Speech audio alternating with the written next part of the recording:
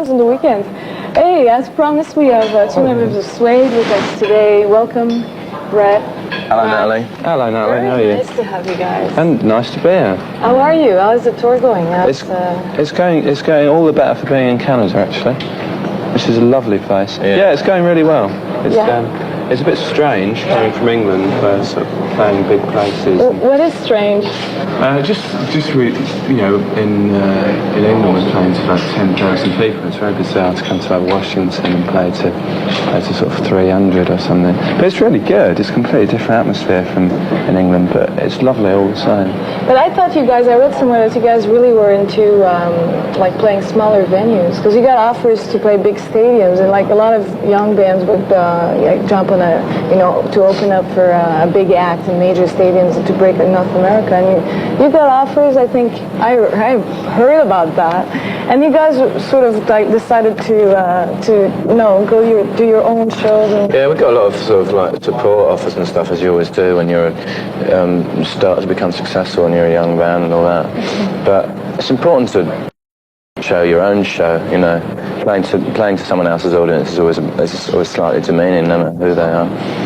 It's always been our intention when we play live there's something about playing live, the intimacy you can only get, and beyond a certain number of people, when you get too many people coming along, it gets a bit of a kind of like pointless exercise. You might as well be watching a video or something like that.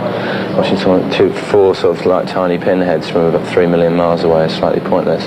Creating a circuit between the band and the audience is really what playing live's all about.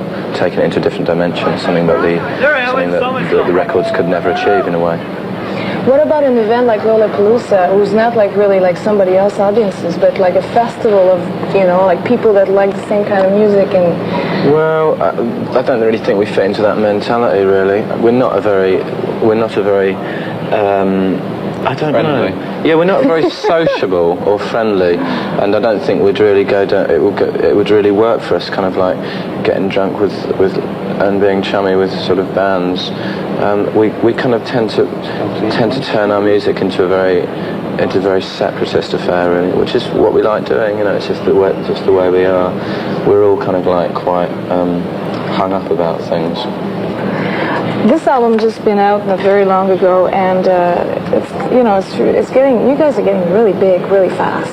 You went, so how do you feel about fame? How do you feel about all this success coming in? That's all right, you know. Anyone whose ambition is to become famous is barking up the wrong tree a bit. I mean, it's a side effect of making really good records and making records that move people.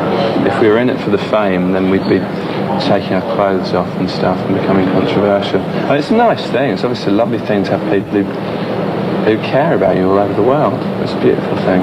But it's a means to an end. It's not what we're in it for. We're not here to become media stars. No, I mean, it's kind of quite a laugh and stuff, but it does actually tax your brain, and you have to become a slightly different person sometimes. And we're only experiencing the tip of an iceberg, and God knows what it's like for people that are kind of internationally famous. It must be ridiculous for them. They must have to actually live as quite unusual human beings. Does it bother you to be recognized or to be followed? No, I mean, it depends what the sort of recognition is. I mean, there's a lot of people in here, and they're all really... This lot really... This is great. They're wonderful, wonderful. Look at this lot. I mean, they're brilliant. These just turned up. This lot just turned up out of nowhere, and then, this is lovely. This lot. Occasionally, you go to countries, and there can be there's a sort of like an obsessive side to people, which can turn into something which could be quite mentally dangerous. And then there's, of course, the other side, which is people recognising you and giving you a load of hassle because they think you're a prat, which happens as well. But as hassles of a job, I can think of far worse ones than being recognised in the streets or something. Yeah, I'm sure it's...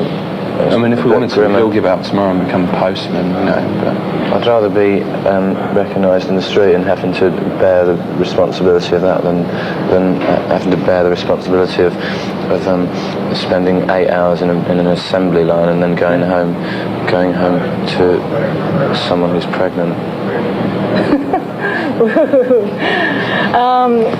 I was going to ask you, every article I read about you guys compares you to David Bowie, Morrissey, the Smiths. How do you feel about that? I thought it was strange, the Smiths, Morrissey. Who? Who are they? Who? He sounds fascinating. What he'd like us, but older. We must go to the record store and check him out. I'm going to go down to Tower Records and say, do you have any records by this David chap? You know David? It's flattering being compared to people who are good.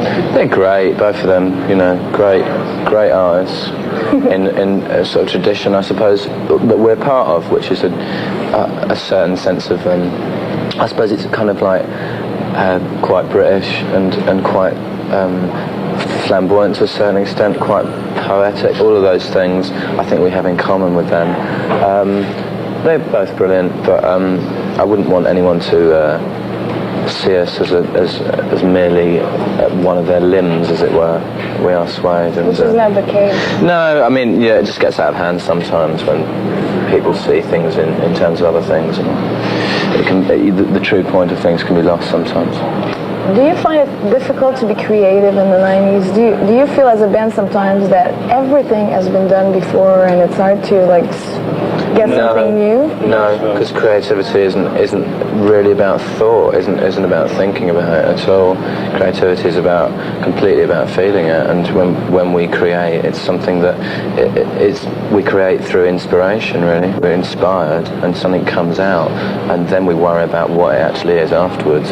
As soon as you start thinking everything's been done before, you just disappear up your own insides, and it's a plague that's been bothering, I think, a lot of British music recently, where people have decided to get intellectual about it and decided that everything's been done before, and have really been completely quite defeatist about things. Art is about expressing yourself, really, and anyone can express themselves. You can't just stop. You can't just reach the 90s and everyone not be able to do it anymore. The people who say that, the people who say rock is dead and there's nothing more to be said, are just people who've grown old and don't like it anymore. And rather than say I've gone off it, you know, and nowadays I like playing golf instead, I have to justify it by saying, oh, rock is dead and it's nothing like what it was in my day when we had the pool. You know, it's hard old men trying to justify the fact that they can't musically get it up anymore. Yeah. But I mean, you know, it's important to be electric-eyed about everything and to be, I don't know, flying through the air. You know what I mean? Shooting up through the ground like a moving skyscraper, and not sort of letting all this baggage drag you down. That's wonderful. Which band do you like these days? Do you find really interesting to listen to? I like a band called Hazy Shades of Blue Smoke. Who this ambient band who just plays sitars and things. They're absolutely brilliant. There's also a band called Shark Boy, who you won't have heard of yet, but they're signing to, I think they're going to be signing to Nude in England, and so we'll be out on the same record label here, who are an incredible band. They've got lots of trumpets and things like that. A band called Verve, a really great band from England again, who I'm not sure if people know of here. Verve, yeah. Yeah, Verve are great. What about you, Matt? What do you like? I like the Cowboy Junkies. Oh yeah, do you like Canadian music as well? I read that somewhere. I love Neil Young. Neil Young is the coolest. After the Gold Rush might be the best album ever made. And we spend all our time impersonating him in the tour bus. All alone, the captain stands. For hours and Hasn't hours heard and from hours. his deck hands. And I promise you, it just gets funnier. It does. I would love to hear that. I never tire of it. It's great. We have listened to After the Gold Rush sort of 5 times in a row before we sometimes leave it on, and the CD player just repeats over and over again for like kind of 6-hour journeys and things like that. That's great. So you He's guys the are... greatest. Is he around? Does he live in Canada? Neil Young? Yeah. No, I think he lives in the States. He's moved to Switzerland, apparently. Oh dear. Oh, maybe he lives in He's bought Europe. a barge on Lake Geneva.